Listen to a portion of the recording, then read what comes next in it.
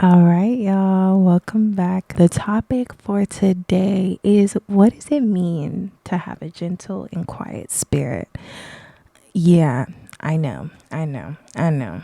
So for me, where does this come from? Let's talk about it. So First Peter chapter 3, let's start at verse 3. It says, "Do not let your adornments be merely outward, arranging the hair, wearing gold, or putting on fine apparel."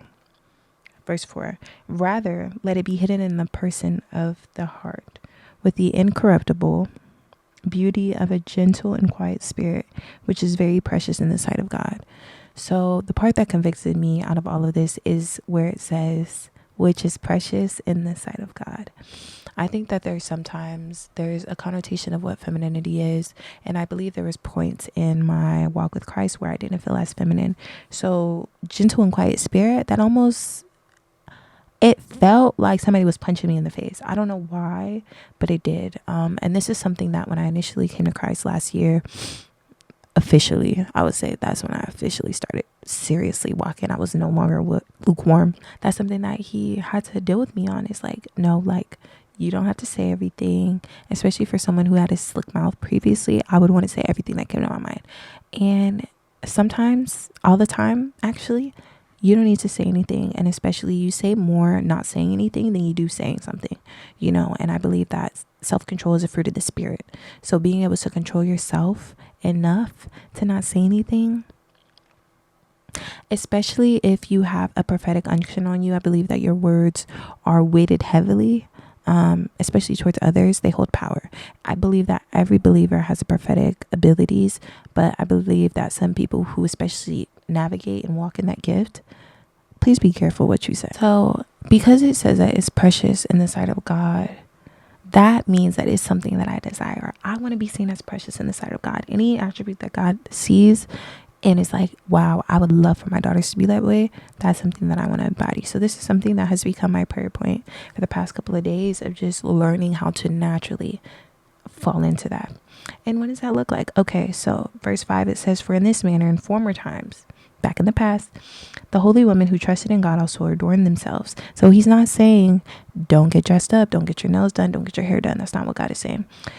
"But being submissive to their own husbands, as Sarah obeyed Abraham, calling him Lord, whose daughters you are." So we're Abraham's daughters, the father of faith. We're daughters of faith if we do good and are not afraid with any terror. And I believe this is important because for me personally, when I experienced instances where I was afraid of an outcome, where I was worried about something, where I was anxious about a situation in my life, it automatically pulled me out of my feminine and put me into a place where I wasn't gentle and I wasn't quiet. And gentle in a sense of tone, and quiet in a sense of at peace. Not quiet in a sense of not talking. It's important to confess the way that you feel and being honest with those around you, but quiet in a sense of at peace. My mind is at peace. My soul is quiet.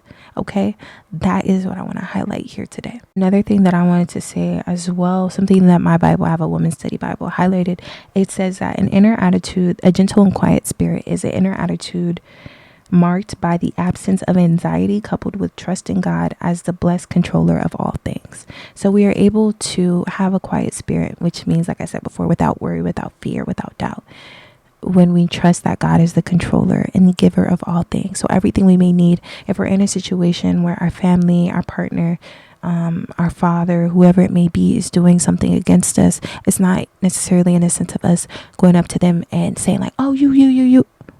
Quiet in a sense of just at peace, because we know that God is in control, and we can definitely voice our opinions. There's many a times where I've gone to God about something where I felt like somebody wronged me, and 9 times out of 10 the Holy Spirit convicted them, especially if they're a believer. The Holy Spirit convicted them and I was able to receive an apology. So that's something that I wanted to know as well. And this character trait, I believe, is something that has to be worked on and obtained.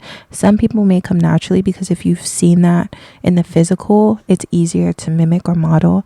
But however, if you were someone who hadn't seen that before, or you come from an environment where everyone is so quick to say exactly what they want at the time that they can, this may be challenging.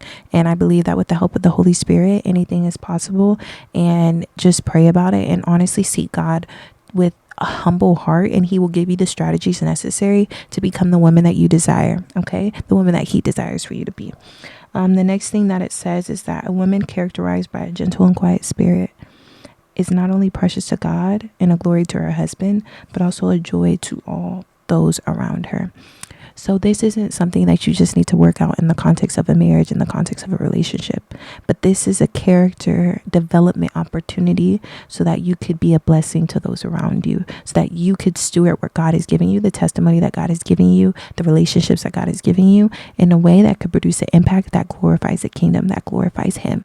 But like I said, this is something that I'm still working on, and I'm just so grateful to the Holy Spirit that He convicts us of our righteousness so that we may continue to move forward and just learn more about ourselves and be more like Christ in the end. But that is all for this week. I will see you next week, hopefully, or the week after that.